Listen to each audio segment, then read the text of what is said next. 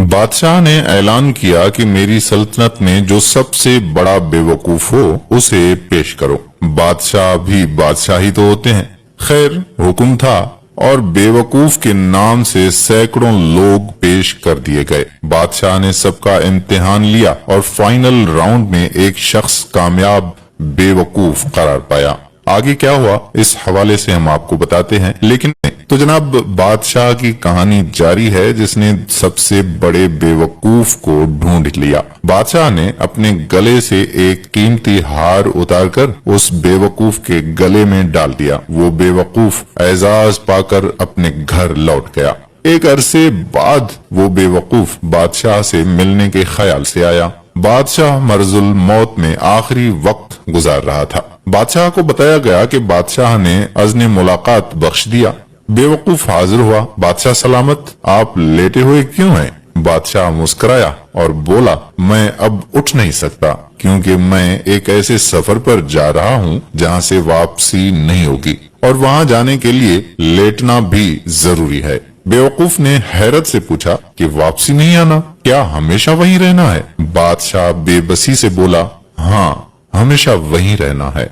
बेवकूफ ने कहा, तो आपने तो वहाँ यकीनन बहुत बड़ा महल, बड़े बागीचे, बहुत से गुलाम और बहुत सारा सामान ऐश रवाना कर दिया होगा। बादशाह चीख कर रो पड़ा। बेवकूफ ने हैरत से बादशाह को देखा। उसे समझ ना आई कि बादशाह क्यों रो पड़ा है। रोते रोते बादशाह की आवाज निकली, नहीं, मैंने वहाँ एक झोंपड़ी भी नहीं बनाई। बेवकूफ ने कहा कि क्या, ऐसा कैसे हो सकता है? आप सबसे ज्यादा समझदार हैं। जब आपको पता है कि हमेशा वहाँ रहना है तो जरूर इंतजाम किया होगा। बादशाह के लहजे में बला का दर्द था। अफसोस, सद अफसोस कि मैंने कोई इंतजाम नहीं किया। बेवकूफ उठा, अपने गले से वो हार उतारा और बादशाह के गले में डालकर बोला, तो फिर हुजूर, इस हार के हकदार आप मुझसे ज्यादा हैं।